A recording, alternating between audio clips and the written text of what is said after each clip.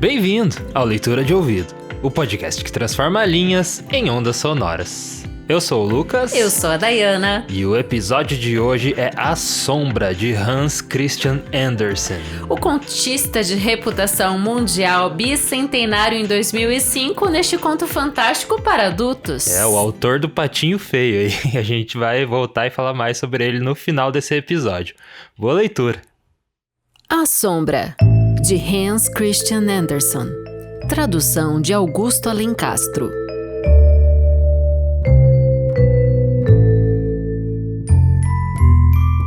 Nos países quentes, o sol queima de verdade, deixando as pessoas intensamente morenas, cor de mogno. Nos países mais quentes de todos, elas são estorricadas até ficarem negras. Mas não era tão quente assim neste país, aonde chegara um homem culto, vindo do frio norte. Esperava andar por lá do jeito que fazia na sua terra, mas logo descobriu que isso era um engano. Ele e outras almas sensíveis tiveram que permanecer abrigados. As persianas ficavam corridas e as portas fechadas o dia inteiro. Parecia que todos estavam dormindo ou longe de casa. A rua estreita de casas altas onde ele morava era de tal modo situada que, da manhã à noite, o sol batia insuportavelmente. Para esse jovem e brilhante erudito do frio norte, era como se estivesse sentado num forno em brasa. Exauriu-se a ponto de ficar magérrimo e até a sua sombra encolheu, ficou muito menor do que era em sua terra. Somente à noite, depois que o sol se punha, o homem e sua sombra começavam a se recuperar. Ver isso era realmente uma alegria. Assim que a vela era trazida para dentro do quarto, a sombra tinha que se esticar para retomar sua força. Esticava-se até a parede, isso mesmo, e até ao longo do teto de tanto que encompridava. Para se esticar, o erudito ia para a sacada. Logo que as estrelas apareciam no céu esplendidamente claro, sentia como se voltasse à vida. Nos países quentes, toda janela tem uma sacada. E em todas as sacadas, rua acima e rua abaixo, as pessoas saem para respirar o ar fresco de que necessitam, mesmo quando já se é moreno mogno. Tanto acima quanto abaixo, as coisas ficavam animadas. Alfaiates, sapateiros, todo mundo saíam para a rua. Cadeiras e mesas eram levadas para fora e velas eram acesas. Sim, velas aos milhares.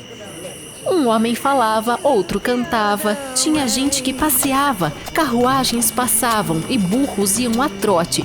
Din-dom-din, pois seus arreios tinham sinos. Havia sinos de igreja tocando, hinos sendo cantados e cortejos fúnebres seguindo. Havia garotos na rua disparando rojões. Ah, sim! Havia, sim, a maior animação naquela rua. Apenas uma das casas era silenciosa. Aqui ficava diretamente em frente de onde morava o estrangeiro erudito. Mas alguém morava lá, pois as flores na sacada brotavam e vicejavam sob aquele sol quente, o que não seria possível se elas não fossem regadas. Então, alguém as devia estar regando e devia ter gente na casa. Tarde da noite, de fato, a porta do outro lado da rua se abriu. Mas estava escuro lá dentro, ao menos na sala da frente. De algum ponto da casa, lá atrás, vinha som de música. O estrangeiro erudito achou a música maravilhosa, mas era bem possível que só estivesse imaginando isso, pois lá nos países quentes ele achava que tudo era maravilhoso, exceto o sol. O senhorio do estrangeiro disse não saber quem alugara a casa do outro lado da rua. Ninguém nunca era visto lá. E quanto à música, achava-a extremamente cansativa. Disse: é como se alguém sentasse ali, treinando uma peça que não consegue dominar, sempre a mesmíssima peça. Vou tocar direito agora, provavelmente disse, mas não consegue, por mais que tente. Uma noite, o estrangeiro acordou. Dormira, e a janela que dava para a sacada ficara aberta. Quando a brisa afastou a cortina para o lado, teve a impressão de que uma auréola maravilhosa emanava da sacada do outro lado da rua. As cores de todas as flores eram brilhantes como chamas. No meio delas estava uma donzela, esbelta e graciosa. Parecia que a auréola emanava dela também, chegou a ferir seus olhos, mas isso foi por tê-los aberto demais ao acordar de repente. Com um pulo, estava fora da cama. Sem fazer barulho, olhou para fora através das cortinas, mas a donzela se fora. As flores não brilhavam mais, embora vicejassem frescas e lindas como sempre. A porta estava entreaberta e através dela chegou uma música tão deliciosa e suave que dava para se sentir romântico. Era como mágica. Mas quem morava lá? Que entrada usavam? Em frente à rua, no andar térreo da casa, havia uma fileira de lojas e não era possível ficar passando através delas o tempo todo. Numa outra noite, o estrangeiro sentou na sacada. A vela ardia no aposento atrás dele, então, naturalmente, sua sombra se projetava na parede do outro lado da rua. Sentou-se entre as flores e, quando o estrangeiro se mexia, ela se mexia também. Acho que, de vivo, só tem minha sombra para se ver lá, pensou o erudito. Como fica à vontade entre as flores, a porta permanece entreaberta, e se minha sombra fosse esperta, iria entrar, dar uma olhada e voltar para me dizer o que tinha visto. Disse de brincadeira. Seja útil, por favor, vá até lá dentro. Não vai, não? Balançou a cabeça para a sombra e a sombra balançou a cabeça de volta. Vá agora, mas não deixe de voltar. O estrangeiro se levantou e a sombra do outro lado da rua se levantou com ele. O estrangeiro se virou e a sombra se virou também. Se alguém estivesse observando de perto, veria que a sombra entrou pela porta semi-aberta da sacada da casa em frente, no mesmo instante em que o estrangeiro voltava para o quarto e a cortina caía atrás de si.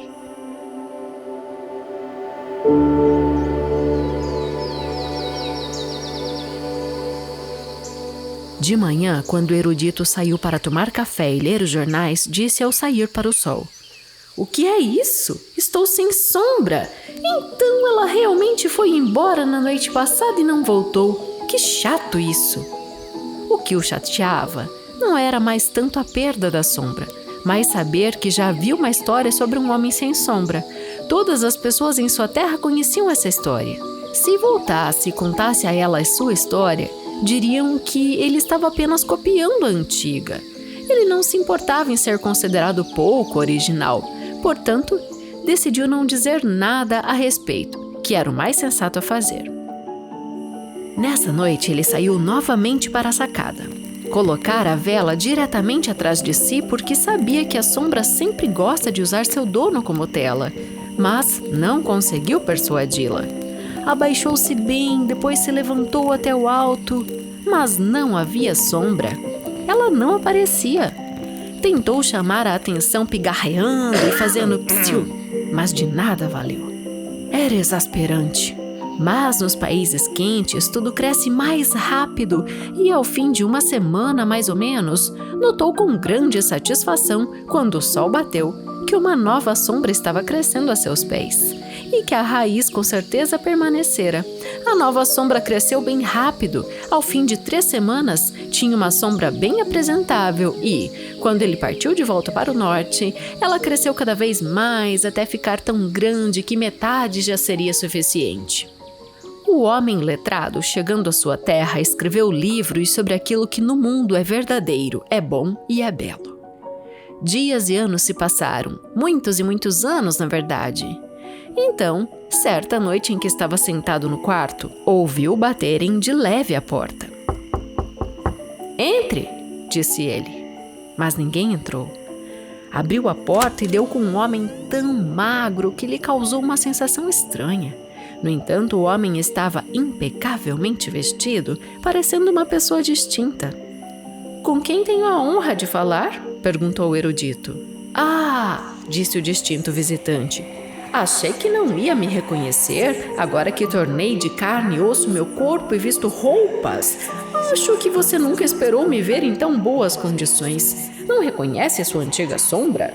Deve ter achado que eu nunca voltaria. As coisas andaram às 1000 maravilhas comigo desde a última vez que estive com você. Prosperei em todos os sentidos, e se eu tiver que comprar minha liberdade, posso." Chacoalhou um monte de berloques de valor que pendiam de seu relógio e apontou a corrente de ouro maciço que usava em torno do pescoço. Ah, como seus dedos fulguravam com anéis de diamante, e todas essas joias eram verdadeiras. Não consigo botar isso na cabeça, disse o erudito. O que isso tudo significa? Nada que seja comum, pode ter certeza, disse a sombra. Mas você não é uma pessoa comum e eu, como sabe, segui seus passos desde a infância. Assim como você me achou experiente o bastante para me lançar ao mundo por minha conta, segui meu caminho. Tem sido incomensurável meu êxito, mas senti certa vontade de vê-lo mais uma vez antes de você morrer, o que suponho vai acontecer. E quis ver este país novamente. Você sabe como a gente ama a terra natal. Sei que você possui outra sombra. Devo alguma coisa a qualquer dos dois? Tenha bondade de dizer. Bem, então é mesmo você, disse o erudito. Ora, isso é que há de mais extraordinário. Nunca pensei que a sombra de alguém pudesse voltar em forma humana. Apenas me diga o quanto devo, disse a sombra, porque não gosto de ficar em dívida com ninguém. Como pode falar assim? Disse o estudioso. Que dívida poderia haver? Sinta-se perfeitamente livre.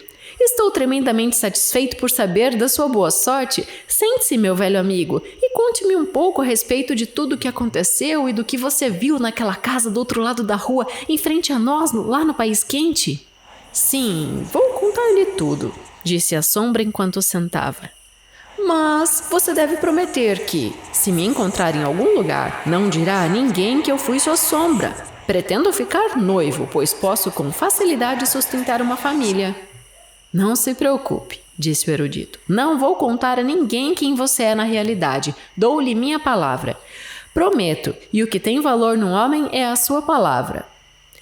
E o que tem valor numa palavra é sua sombra, disse a sombra, pois não conseguiu expressar-se de outro modo.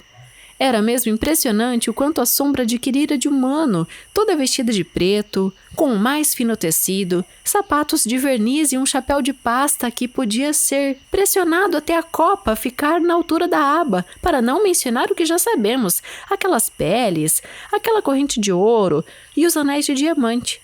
A sombra estava realmente bem vestida e era isso que fazia com que parecesse humana.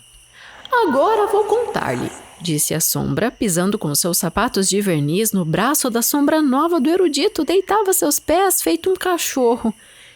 Isso era arrogância, talvez, ou pode ser que ela estivesse tentando fazer a sombra nova saber o seu lugar.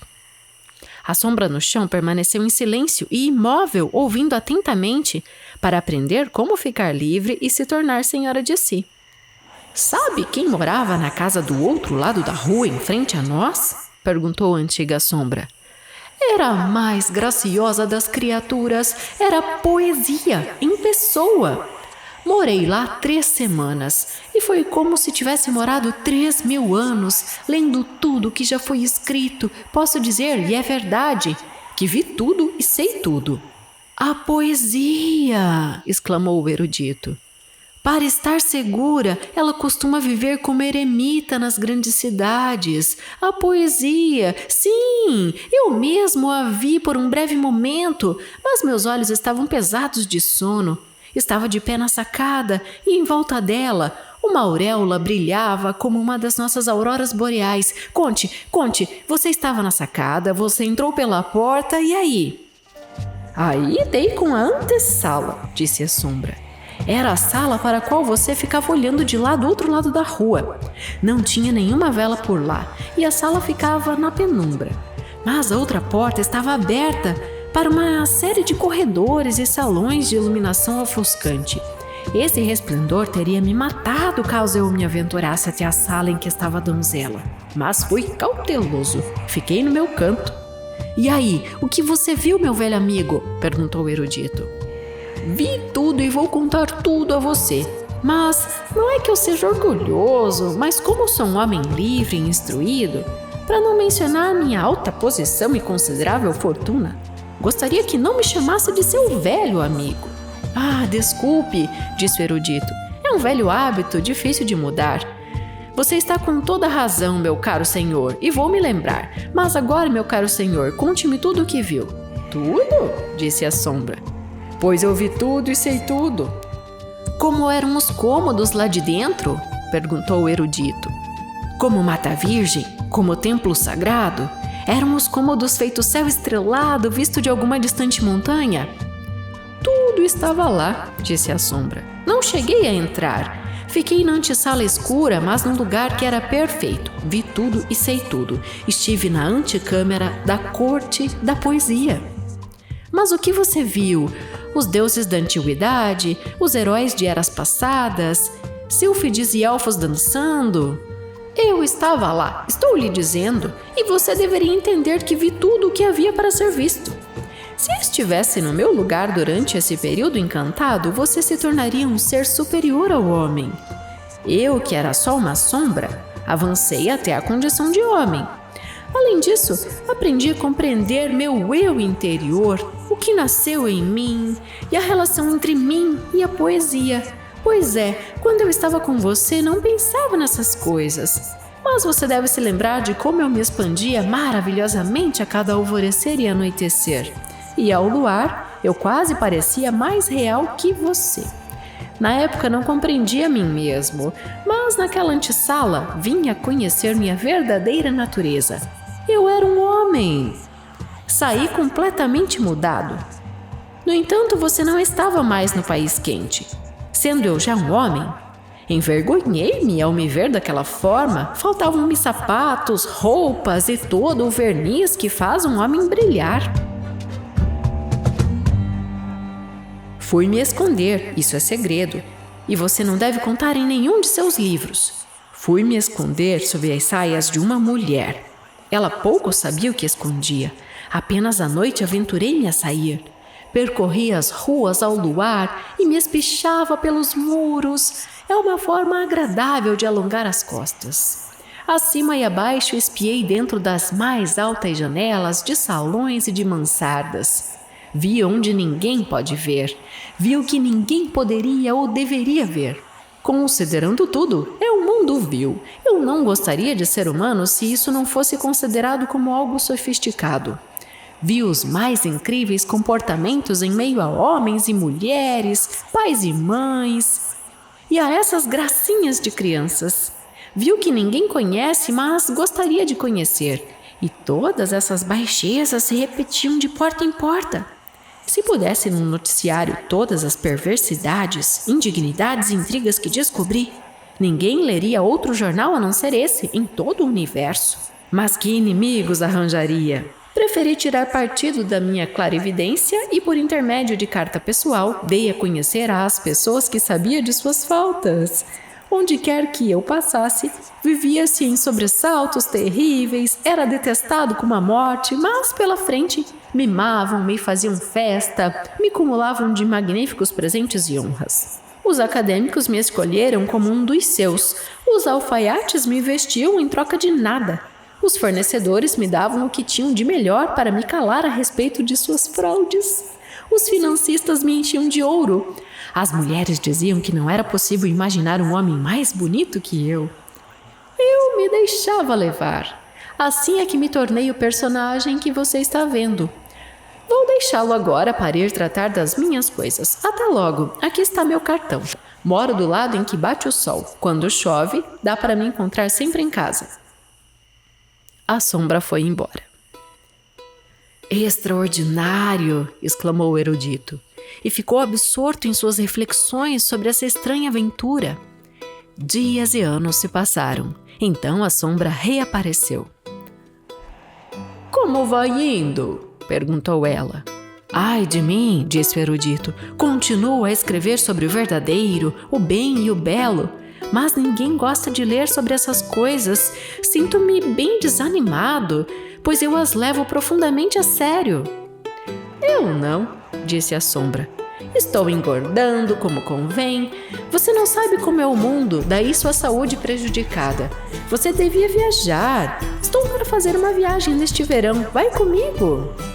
Eu gostaria de ter companhia na viagem.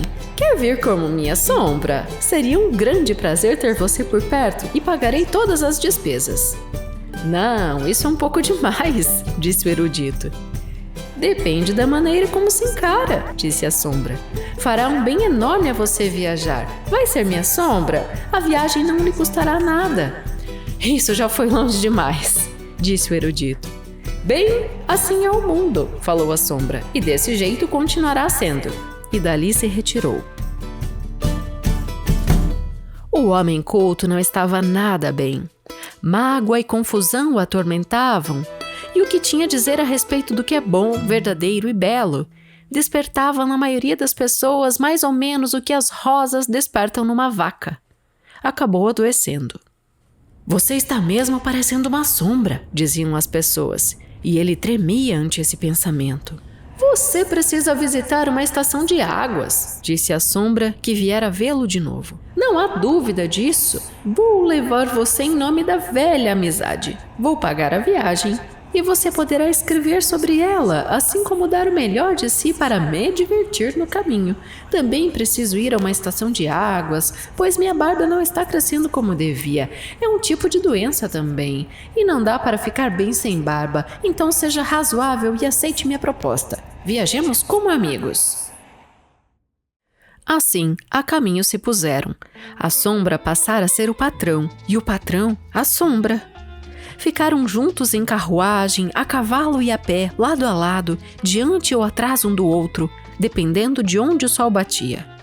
A sombra se empenhava em ficar no lugar do patrão, e o erudito não dava muita importância, pois tinha um coração inocente, além de ser mais que afável e amistoso. Certo dia, disse a sombra: como somos agora companheiros de viagem e crescemos juntos, que tal se nos chamássemos pelos prenomes, do jeito que bons companheiros devem fazer? É bem mais íntimo. É uma ideia esplêndida, disse a sombra, que passara a ser o verdadeiro patrão. O que está dizendo é muito franco e amigável. Serei igualmente amigável e franco com você. Como erudito, está perfeitamente a par de quão estranha é a natureza do homem. Alguns homens não suportam tocar em papel velho, sentem-se mal. Outros se encolhem ao ouvir uma unha arranhar uma vidraça. De minha parte, incomoda-me exatamente do mesmo modo ouvir você me chamar por meu nome de batismo. Eu me sinto espezinhado na terra, como eu era em minha primeira condição. Compreenda, é uma questão de sensibilidade, não de orgulho. Não posso deixar você me chamar por meu nome de batismo, mas ficarei satisfeito em chamá-lo pelo seu como solução conciliatória. A partir de então, a sombra passou a chamar seu patrão, de outrora, pelo nome de batismo. É passar dos limites, pensou o erudito. Eu ter que chamá-lo pelo sobrenome enquanto ele me chama pelo prenome? Mas ele tinha que aguentar. Finalmente chegaram à estação de águas. Entre as numerosas pessoas estava uma graciosa princesa. A doença dela era ver as coisas com muita clareza, o que pôde se tornar bastante cômodo. Por exemplo, ela imediatamente viu que o recém-chegado era um tipo de pessoa bem diferente das outras. Dizem que está aqui para fazer a barba crescer, mas eu vejo a verdadeira razão, não consegue projetar sombra. A curiosidade dela fora despertada e durante o passeio dirigiu-se ao estranho diretamente. Sendo filha de rei, não precisava fazer cerimônia, portanto, disse a ele sem rodeios: seu problema é que você não consegue projetar sombra. Vossa Alteza Real deve ter melhorado bastante, replicou a sombra. Sei que sua doença é ver claramente demais, mas está melhorando. Acontece que tenho mesmo uma sombra nada corriqueira. Vê aquela figura que sempre me acompanha? Outras pessoas têm uma sombra comum, mas eu não gosto de que é comum a todos. Assim como muitas vezes possibilitamos que nossos criados usem em suas librés tecidos melhores do que os que nós usamos. Também eu fiz minha sombra ser toda vestida como homem. Ora, veja que até a equipei com uma sombra de si mesma. Sai caro, garanto-lhe, mas gosto de ter algo fora do comum. Nossa, pensou a princesa, posso mesmo estar curada? Aqui é a mais importante estação de águas do mundo, e ultimamente a água apresenta maravilhosos poderes medicinais. Mas não vou embora justamente quando o lugar está ficando divertido. Estou gostando desse estrangeiro. Só espero que a barba dele não cresça, pois aí terá que nos deixar. À noite, a princesa dançou com a sombra no grande salão de baile. Ela era leve, mas ele era ainda mais. Nunca dançara com um parceiro assim. Contou-lhe de que país vinha, e ele o conhecia bem. Estivera lá, mas na ausência dela. Olhara para dentro de todas as janelas, altas ou baixas, vira isto, vira aquilo, portanto, podia responder à princesa e insinuar coisas que a deixavam pasma. Estava convencida de que ele só podia ser o homem mais sábio do mundo. Seu conhecimento a impressionou tão profundamente que, enquanto dançavam, apaixonou-se por ele. Dava para a sombra perceber, pois os olhos dela se fixavam nele de modo cada vez mais penetrante. Dançaram outra vez. E ela quase lhe disse que o amava, mas era melhor não se precipitar. Tinha que pensar em seu país, seu trono e nas muitas pessoas sobre as quais reinaria. É um homem brilhante, disse a si mesma. E isso é uma boa coisa. Dança de modo encantador, e isso é bom também. Mas será que seu conhecimento vai além do superficial? Isso tem idêntica importância, portanto, devo examiná-lo bem. Com o tato, começou a fazer as mais difíceis perguntas que ela mesma não conseguiria responder. A sombra fez uma careta. Não consegue responder? Disse a princesa. Eu já sabia tudo isso na minha infância, disse a sombra. Ora, creio que minha sombra, que está ali perto da porta, pode responder a você. Sua sombra? Disse a princesa. Isso seria mesmo impressionante. Não sei dizer ao certo, disse a sombra. Mas estou inclinado a achar que sim, porque ela me seguiu de perto e me ouviu durante tantos anos. Estou inclinado a acreditar que sim, mas Vossa Alteza Real deve me permitir contar-lhe que ela se orgulha de passar por gente. Portanto, para que ela se disponha a responder suas perguntas, deve ser tratada como se fosse humana. Gosto disso, disse a princesa. Então ela foi até o erudito na soleira da porta e falou com ele sobre o sol e a lua, sobre gente, o que são por dentro e o que parecem ser na superfície. Ele respondeu bem, com sabedoria. Que homem ele deve ser para ter uma sombra tão sábia, pensou ela. Será uma bênção para meu povo e para meu país, se eu o escolher para consorte. É o que vou fazer. A princesa e a sombra chegaram a um entendimento, mas ninguém deveria saber a respeito até que ela voltasse para seu reino.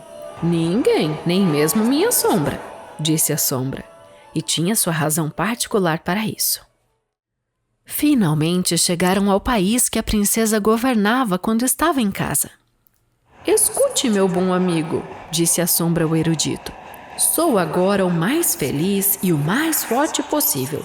Por isso, vou fazer algo especialíssimo por você. Você vai morar comigo em meu palácio, viajar comigo na minha carruagem real e receber $100.000 por ano. No entanto, deve deixar que todos o considerem uma sombra. Não deve em momento algum dizer que é um homem.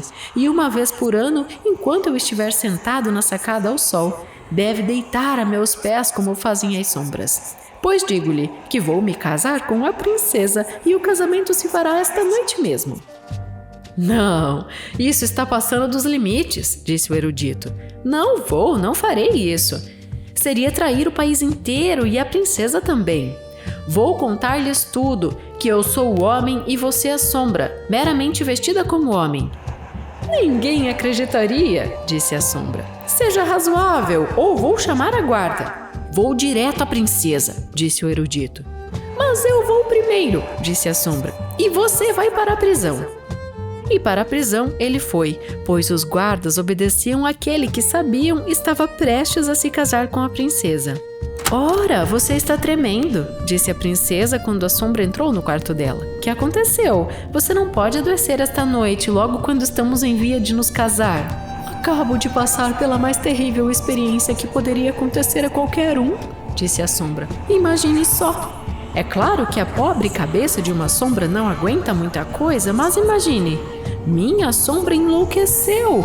Ela acha que é um homem e, imagine, acha que eu sou sua sombra. Que terrível, disse a princesa. Espero que esteja trancafiada. Ah, claro, receia que nunca se recupere. Pobre sombra, disse a princesa.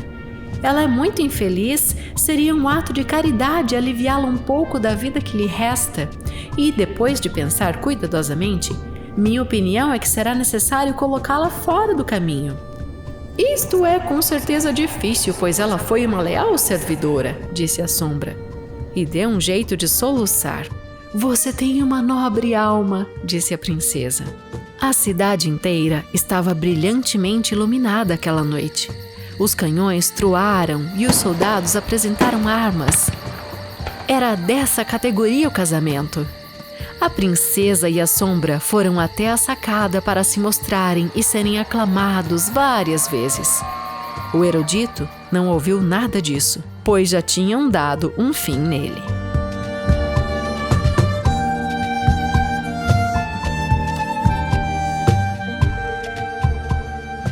E esse foi A Sombra, de Hans Christian Andersen. E o que aconteceu com o erudito? Pois é, né? Morreu? Que história. Como que a sombra matou ele? Então, nesse final, você veja que o Hans Christian Andersen optou por fazer um final não feliz, né? Um final onde o mal triunfa e não o bem, né? Então, a gente vai debater um pouco sobre isso aqui, agora, neste momento, trazendo esses parâmetros, porque a gente tem... Eu fiz uma leitura assim, né? A sombra meio que é um pouco de cada um de nós, porque todos nós temos dois lados. Ninguém é 100% bom ou é 100% ruim, né? Todos nós temos os nossos momentos de resvalo, né? E ali ele deixou a sombra tomar conta dele, né? A gente tem essa inversão, né? Essa questão. Vamos situar. O Hans Christian Andersen viajava bastante também, né? Lá, quando ele já se tornou um escritor consagrado, a gente vai chegar lá daqui a pouco na biografia. Esse conto se passa na África, então ele é um dos contos de viagem, né? Ele é um dos contos de viagem. Você pode perceber que a gente tem ali aquele calor, né? Muito ambientado no começo do conto, né? Que tá tudo muito quente, as pessoas ficam bem morenas, então ele faz essa referência, né?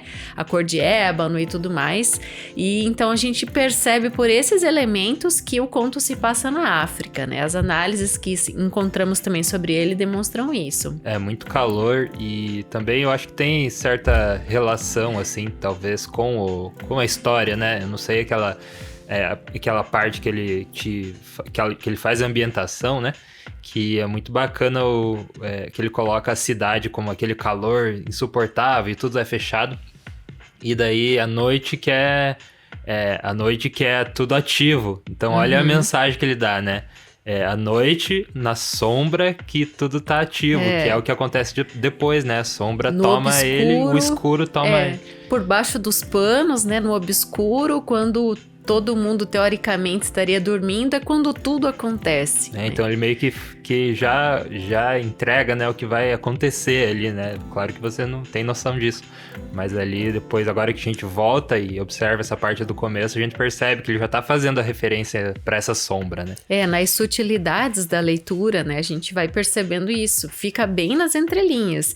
E a gente tem, assim, de um lado, o erudito, que é um homem bom, é um escritor. Não só um homem bom, como uma das fissuras da vida dele é escrever sobre o bom, o belo e o verdadeiro. Repete isso umas 2 ou 3 vezes no conto. E ele percebe que a humanidade não está interessada no bom, no belo e no verdadeiro.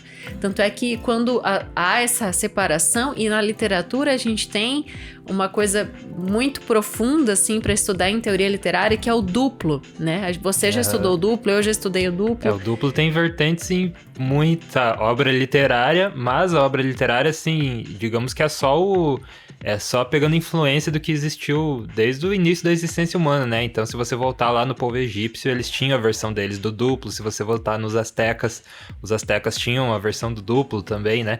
Então, é algo que data muito, de muitos e muitos anos atrás. Vou propor pra você, pra gente deixar o duplo no gancho, pra gente trazer um conto. Tem um conto do Poe que trata sobre o duplo, que eu quero trazer aqui nos próximos episódios. É muito legal. Então, a gente debate bastante... O Lovecraft também tem um que é do duplo. E esse do Paul não é aquele que eles têm o mesmo nome? Algo assim? Não vamos antecipar, Lucas. Deixa no gancho. Esse é o meu pedido. Deixa Tá no bom. gancho. A gente vai debater o duplo. Não mas entreguei nada. Só trazer um exemplo de romance. Então, O Médico e o Monstro, né? É um dos... O Dr. Jekyll e Mr. Hyde. Isso. Mais famoso, acho, a mais famosa obra literária referente ao duplo, né? Eu acho que é essa. Agora fecha parênteses. Vamos voltar aqui. Então, nesse conto propriamente, ele não trata de duplo, de uma forma assim, totalmente aberta, né? É uma vertente pequena que a gente pode explorar aqui, mas por isso vamos deixando o gancho para um próximo. Mas então a gente tem o homem bom e a gente tem a sombra que se revela como sacana, egoísta, né? Tipo, ela quer se sobressair, né? Em frente ao que seria o seu patrão, né? O seu dono, que é o dono da sombra, que é o erudito. Então, a gente tem esse momento também que eu li no conto, ouvindo ali, pensei, puxa, é aquilo de muitos anos depois baterem na sua porta. Porque acontece ali o fato inicial, né? Há essa ruptura entre o homem e a sombra. E tem um momento na vida, muitos anos depois, que a sombra bate a porta e volta. E há esse reconhecimento e essa interlocução de novo. E daí isso me faz lembrar... Daí bate na porta e... não quer você ser minha sombra?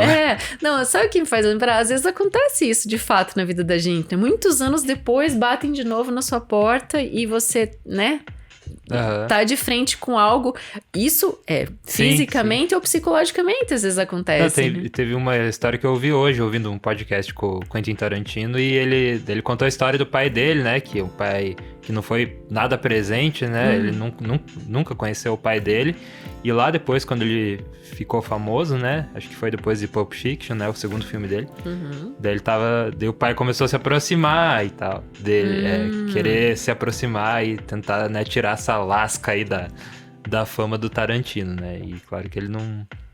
Ele até fala no podcast que ele ficou feliz, né, do pai ter até conseguido se aproveitar da carreira um pouco dele, porque esse pai dele queria ser ator e não conseguia, né? Foi um ator frustrado. E por ser filho do ser pai do Tarantino, ele meio que conseguiu tirar uma lasca, assim, porque só de colocar o nome dele lá, do pai Tarantino, ele conseguiu. Mas o Tarantino, né? Não, agora que eu sou o Quentin Tarantino, você vem querer alguma coisa de mim, né? Então disso que você falou de bater na porta, anos depois eu escutei algo assim hoje. Nossa, tá vendo? Tudo correlacionado. E tem mais correlação, a gente já vai falar delas. Mas então a gente tem essa situação do homem escritor que de repente vai se tornando pobre, né? E doente. E a gente tem a sombra que vai ficando rica e vai engordando, né? Também fala que ela engorda, lembra? Sim. E essa sombra eu também vejo muito de você deixar prevalecer, né? Um pouco esse lado sombrio seu. Ou até ir esquecendo o teu lado criança, né? Porque o Picasso já dizia que um artista é uma criança que eu vou parafrasear, ele vou dar balão aqui, né? Mas ele falava que o artista é criança que não cresceu, né? Aquela pessoa que ainda guarda aquele senso criança dela, né? Que isso é muito difícil você fazer quando você entra na vida adulta, né? E você é meio que uma guerra para você tentar resgatar essa empolgação de criança, esse sonho de criança que você tinha.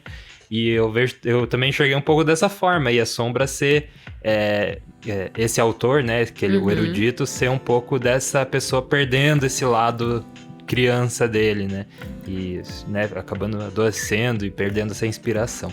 É uma leitura interessante. Eu percebo que ele trabalhou bastante com os antônimos, né? As antíteses, vamos dizer assim. Então, um é gordo, outro é magro. Um é rico, outro é pobre. Um é do dia, do bom, do belo, do verdadeiro. O outro é do obscuro, da noite, a sombra, né? E então, é um pouco da poesia. E teve o lance da poesia também, né? Bem curioso. Da casa ali, quando a sombra entrou e viu a musa da poesia e tal, e ali eu vi que meio que foi isso, assim, que a sombra achou a inspiração, né, e talvez o erudito ficou martelando tanto numa coisa que ele queria, que ele acabou indo pra esse buraco, né, e a sombra foi pro lado que o erudito deveria ter ido, né? Pra aquele lado contemplativo, lado da poesia, que era da casa do outro lado da rua, né? Muito bom. Então, também dá pra enxergar dessa forma. Então, eu já... Tem traduções e traduções, né? Porque então, o Hans Christian Andersen era dinamarquês, né? Daí foi muito traduzido para o inglês também, então a gente leu em língua portuguesa, já é uma tradução da tradução, enfim. Nessa tradução que a gente trabalhou, fala que ele manda a sombra aí, ver o que tem no outro apartamento. Mas tem certas traduções que dizem que houve só essa ruptura, tipo que tinha esse movimento de ele acenar e a sombra acenar também, ele virar de costas e a sombra virar também, e de repente eles se desgarram, né? Então... No original, né? Teria que ler em dinamarquês, Lucas, pra ver bem certo a profundidade. Só pra ler esse conto. A profundidade que ele quis, né? Passar ali quando concebeu. Mas tudo muito interessante. Essa proposta formal, né? De trocar de lugar, né? Essa coisa de cara de pau. Você vai ser a minha sombra agora, eu fui a sua sombra, nós éramos velhos amigos de infância. Traz muitas reflexões. E o final trágico também, né? O final onde o mal prevalece. Sim, porque eu acho que também porque esse é um pouco um conto, meio que um conto de fadas, né, pra adulto. Sim. Eu vejo, assim, que ele não... a gente vai chegar depois nas outras obras do autor, mas eu vejo que esse não convida muito criança, né, ele é mais focado no adulto, e talvez seja por isso que teve esse final mais trágico, né, esse final que não... né, que te deixou na mão ali. Na verdade, gostei bastante dessa reflexão e pensar de promover isso no século XIX também. Vamos situar então que universo é esse que o Hans Christian Andersen vivia. Então, a gente tem por excelência ele ter trabalhado muito nas obras dele a ter como protagonista os pobres e excluídos, né? Porque ele mesmo foi um. Né? Então a gente vai entrar agora na biografia dele e vai entender um pouco melhor essas nuances, né? Autor aí de tantas histórias famosas, você falou uma já na abertura. O Patinho Feio é dele, né?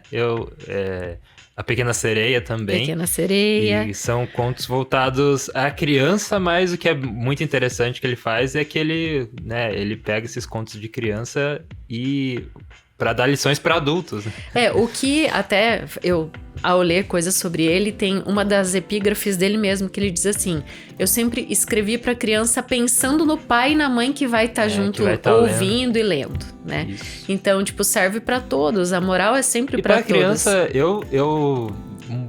pra criança, não sei, porque tipo, eu lia, né, o Patinho Feio quando criança, quando você ainda não tem muito discernimento. Isso que eu digo criança, tipo, 6, 7 anos. Eu lembro de ler, eu tinha o livrinho do Patinho Feio com as ilustrações, né, eu lembro.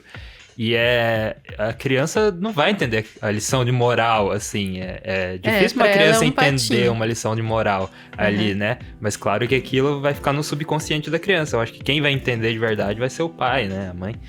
Que talvez vai achar que a criança vai entender. Mas tem algumas que ele até usa essa inocência da criança para dar o bote final de um conto, como A Roupa Nova do Imperador. É muito legal esse conto. Quem não lembra é aquele conto em que... Eu não lembro, me refresca. Não, então, sabe que eu me lembro bem? Todos os contos dele tem muitas adaptações, desde desenho animado, né? Nossa, tem muito. Traz muito para desenho animado, traz para cinema, videogame, enfim, todas as mídias interartes possíveis. E eu lembro muito que eu vi na infância o Chaves e o Chapolin tinham uma adaptação da Roupa Nova do Imperador, que é aquele tecido invisível. Lembra desse episódio? Do tecido invisível, que o rei, que é só uma pessoa muito, muito inteligente que consegue enxergar. E daí o rei, como ele queria ser o mais inteligente, mas ele era uma porta de burro, ele encomendou e ele contava para todo mundo que ele conseguia, né? Que na verdade foi uma peça pregada pela aristocracia, né? No rei. Sim. E ele anda pelado pela rua e o conto termina quando uma criança fala: mas mãe, ele não tá vestindo nada, né? Então essa inocência da criança é o que dá esse bote nesse conto. E tem tantos, né? Tantos e tantos que ele bebeu na fonte da vida que ele teve, né? Por exemplo, A Pequena Vendedora de Fósforos é uma homenagem pro que a mãe dele foi na infância. Sim. Nossa, é muito comovente. Esse também a gente lê na escola, lê às vezes em retiros, em final de retiro, quando todo mundo tem que se sensibilizar. Já aconteceu comigo de lerem esse conto. É uma linguagem muito simples, eu acho que por isso que tá até hoje, né? São histórias muito diretas ao ponto, assim, né? Uma das primeiras infantis que ele publicou é A Princesa e a Ervilha. Aí tem também os Sapatinhos Vermelhos, Caixinha de Surpresas. Essa do Sapatinho Vermelho é bem famosa também. São todas muito fofinhas, né? Vamos falar como que ele usou a pena dele pra transformar numa varinha de condão e transformar a vida dele agora? Tá bom. Então ele nasceu... Você já falou a data de nascimento dele aí? Essa é uma das coincidências que eu tava percebendo aqui ao colocar no papel. Então ele nasceu em 2 de abril, 2/4 de 1805 e morreu em 4/8. Então um é o dobro do outro. Eu tava brincando com o Lucas contando essa piada e ele não. Mas como assim? Como assim? Daí, números. Nasceu em 2/4, morreu em 4/8. Exatamente o dobro, né? Dia e mês. Coincidência? Nasceu. Acho que não.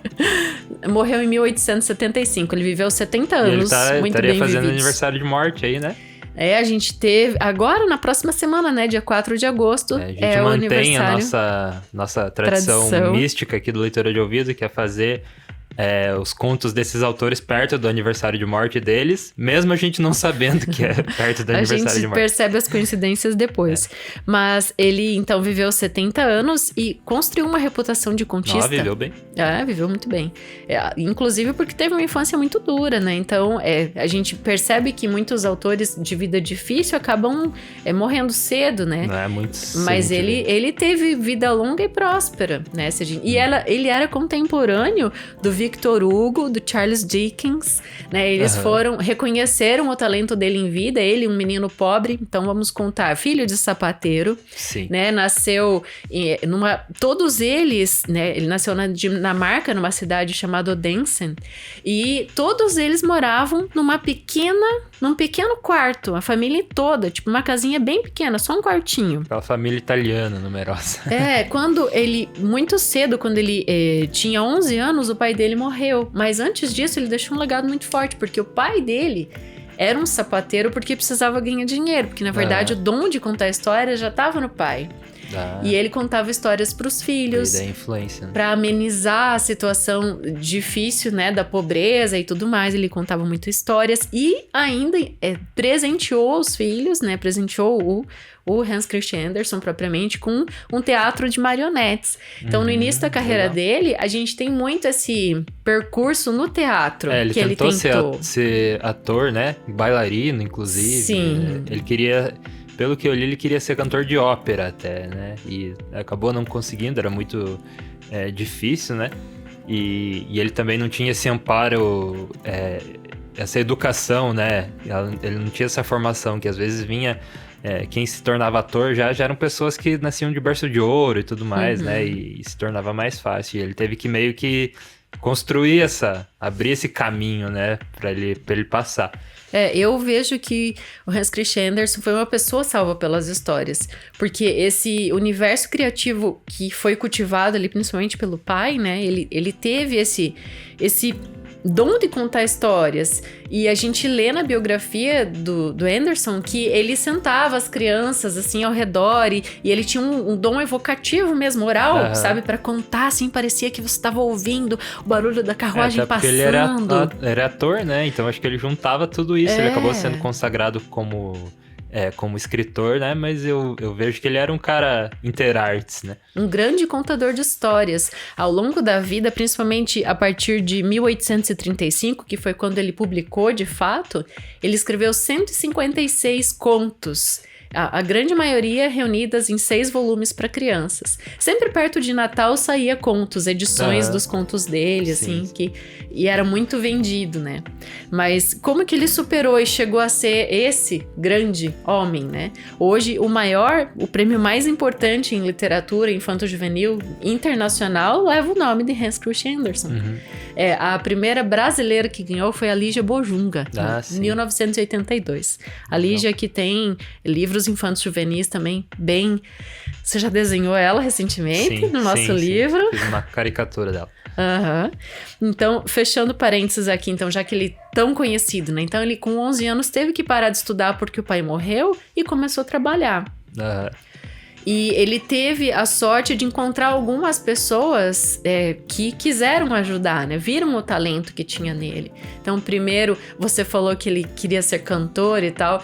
Tem uma passagem que um cara escuta ele cantando aquela voz de soprano, ainda bem menino, né? Fala, eu vou dar uma bolsa pra você estudar. Daí o que acontece? O quê? Ele entra na puberdade e se vai a voz de soprano. Ah, sim. Não tem o que fazer. Daí não teve mais o que fazer. Esse daí não é aquele proprietário do teatro lá? Não, o teatro veio depois, que é o Jonas Collin. Então, o Jonas Collin... maior incentivador, acho que foi, né? Que foi... deu esse incentivo maior pra ele começar, de verdade. Foi quando ele conseguiu se mudar pra Copenhague, né? Pra capital da Dinamarca e, de fato, fazer os estudos, né? Mas... de toda essa circunstância de dificuldade da pobreza, né, essa percepção das barreiras sociais, porque ele teve muita porta batida na cara, né, e essas diferenças das esferas socioeconômicas foi o que nutriu toda essa concepção de obra. E essa diferença tá aqui também no conto que a gente trouxe hoje, em A Sombra. Sim, né? Bem certeza. Marcado. O maior livro, né, que ele escreveu foi o Improvisador. Eu não sei sobre o que é esse livro, mas eu gostei do nome. Vou pesquisar. Ele escreveu também sobre escravidão, né? Ele tem eu não lembro se é o livro ou se é o conto, mas que tem essa visão sobre a crueldade da escravidão. Acho que veio a tradução do Brasil como o mulato, algo assim. Legal. Então ele sempre olhou para essa parte da sociedade, né? Que é muito interessante, assim, muito bacana. E ficou uma bandeira, né? Ele acreditava que a igualdade de direitos deveria reger a humanidade, a relação entre os homens, né? Então ele defendeu muito isso, até porque eu acho que quando uma pessoa tem a oportunidade de viajar por diversos continentes, como ele, né? Morava na Europa, viajou para África e para a Ásia, escreveu sobre isso, né? Então ele abre o pensamento, né? Você percebe que todo mundo é igual, né? Que em todo lugar as pessoas podem e devem ter oportunidades. Isso somado com a viagem literária, né? Que ele também consumia, né? Então, juntando tudo isso, que surge essa opinião, assim, forte, né? E que mudou muita coisa. Ele escreveu muitas peças de teatro também, e escrevia dramas, epopeias que ninguém queria saber. Tipo, ele, no começo da carreira, foi o que ele escreveu. Até quando ele começou... Sabe como que surgiu essa história dos contos de fada? Ele começou a contar histórias para os próprios filhos do Jonas Collin, que foi quem incentivou ele a estudar, a entrar na universidade. Legal. Então, daí ali, ele percebeu que aquilo... essas crianças aí gostaram. Você não tem mais criança aí que vai escutar o que eu quero reuniam-se ao redor dele para ouvir as histórias. Os adultos não me ouvem, eu vou falar... Só que daí é a esperteza, né? Eu falava pras crianças, mas daí com as entrelinhas pro adulto, né? Justo. Então, o Jonas Collin, ele era o diretor do Teatro Real e deu uma oportunidade, então, pro Hans Christian Andersen entrar pro teatro e, enfim, mostrar os seus talentos. E ali tudo foi acontecendo. Mas é como um escritor famoso, né, que se tornou e é tudo que é hoje, a gente escuta o nome dele e já pensa em historinha infantil, né, em contos de fada, mas a gente trouxe hoje justamente um conto adulto para mostrar toda essa profundidade, né, tem muita leitura profunda que a gente fez e pode fazer ainda muito mais, né, sobre a obra dele. Sim, esse conto tem bastante profundidade mesmo e não é o que você esperaria, né, do autor do Patinho Feio, você espera algo sempre desse gênero, né, os irmãos Grimm sempre vão parece que segue a mesma linha, né, e aqui a gente viu que no conto de hoje que foi, né, algo super pra adulto mesmo, né, tendo os elementos de conto de fada, mas sempre mantendo o pé no chão, assim, de certa forma. E quando a gente vai analisar uma obra literária, é sempre interessante a gente observar o momento que é histórico daquilo, né? Sim. Aqui a gente tá falando do século XIX, né? Então, quantas lições, quanta coisa passada limpo, né? Pro século XIX. Hoje a gente tá no XXI. Então, o bicentenário do Hans Christian Andersen foi comemorado em 2005. A gente já tá em 21, então... Sim. Muito tempo. 2016 anos, né, de passagem dele. É muito tempo, é muita vida, é muita história. E eu acho que os nossos netos e bisnetos ainda vão ler as histórias dele. Sim, sim. Como a gente falou, né? São histórias que estão até hoje aí, porque, né, vão direto ao ponto, são simples, fáceis de entender. Eu acho que essa foi a grande sacada dele, de misturar a coisa para criança da coisa para o adulto, e até hoje, né, ele agradar esses dois públicos. Até a gente vê nos poucos contos ali de fadas que o Oscar Wilde fez, que ele também ia um pouco para esse lado, né? O Gigante Egoísta. Tem outro conto, né? O conto de fada dele. O Foguete Notável, que a gente trouxe Foguete também. Notável, que até o do Oscar Wilde é um pouco mais infantil até, né? Porque ele fez bem focado em criança. Mas a gente vê sempre as entrelinhas pro adulto, né? Sim, sempre. Até porque ele era um grande crítico social, né? Então o conto de hoje eu achei muito, muito parecido com aqueles que a gente fez do Oscar Wilde. Se você não ouviu, volta aí o Foguete Notável e o Gigante Egoísta, que são muito legais também. E se você gostou do de hoje, você também vai gostar muito desses aí. Tem uma coisa que ele explora nesse conto, só pra gente finalizar essa parte da análise, que lembra que ele fala no começo, eu não tô chateado porque eu perdi minha sombra, mas porque vão dizer que eu tô copiando, porque tem um homem que já perdeu a sombra e essa história já foi contada. Então, isso é um conto de fato, agora não me lembro de quem, mas que o Christian Anderson faz a homenagem dentro do conto dele. Você lembra? Quase uma intertextualidade. Bem, justamente. Bem é uma homenagem mesmo. Eu lembro literária. dessa parte, mas não lembro do que ele tá se referindo especificamente. Sim, bem, em análises a gente encontra, assim, que conto é esse e tudo mais. Sim, muito legal. Interessantíssimo, gostei bastante também. Então vamos lá para os nossos apoiadores do Leitura de Ouvido, os nossos produtores executivos aqui que nos apoiam através do apoia.se/leitura de ouvido. Então se você quiser nos apoiar, nos ajudar a continuar fazendo este trabalho literário e bonito, você entra lá no apoia.se. E bonito, porque o bom, o bonito e o verdadeiro... a gente tá fazendo o bom, o bonito e o verdadeiro. Vamos fazer o bom, bonito e verdadeiro prevalecer uma vez. Então entra lá no apoia.se/leitura de ouvido e nos apoie com uma bala Juquinha ou mais, R$5 ou mais. Um sorvete seco. Então são eles, os nossos apoiadores. Anderson Luiz Fernandes, Bibiana Dana, Bruno Guedes com o Grupo Danco, Cristiane Bastos Cota, Cláudia Lubi, Denis Roberto da Silva Petuco. Você viu que é difícil falar o nome dele, é grande, né? E eu ainda fui te olhar. Da última vez eu falei o nome dele errado. Mas é porque Grande Denis, um abraço. Letícia Lemos Gritti, Lilian Rinert, Raimundo Gabino dos Santos, Rosângela Marquesi, Sérgio Rico da Luz, Silvia Schmidt e Zenilda Ribeiro. Obrigado, apoiadores do Leitura de Ouvido. Obrigado por você estar aqui com a gente até agora, até aqui no final. Tem um comentário sobre o nosso episódio da semana passada, eu posso ler? Sim, vamos pegar aí.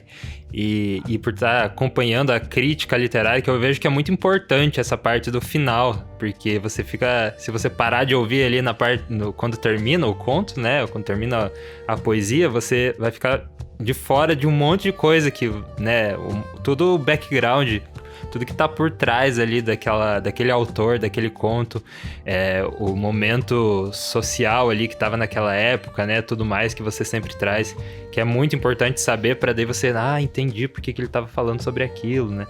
Então tudo isso eu vejo que essa parte que você tá ouvindo agora é uma das mais importantes para você entender profundamente, ser realmente um entendedor, né? Tem 2 comentários e 2 episódios da semana passada e da retrasada da mesma pessoa. Eu vou ler os 2, que é a da Heloísa Mendonça, que Heloísa Nazi é o IG dela, ela mora em Belém do Pará. Ela escreveu assim sobre o episódio do Fernando Pessoa da semana passada, do Alberto Caeiro.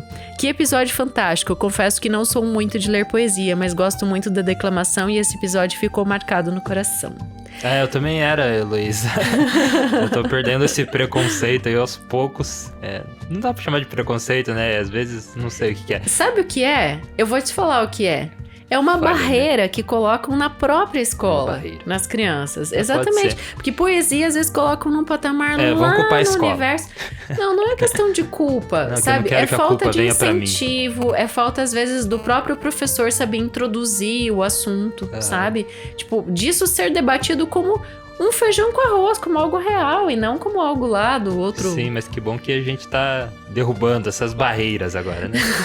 E sobre o episódio lá do Travesseiro de Penas, ela falou que esse conto deu medo, que antes de deitar ela sacudiu os travesseiros lençóis.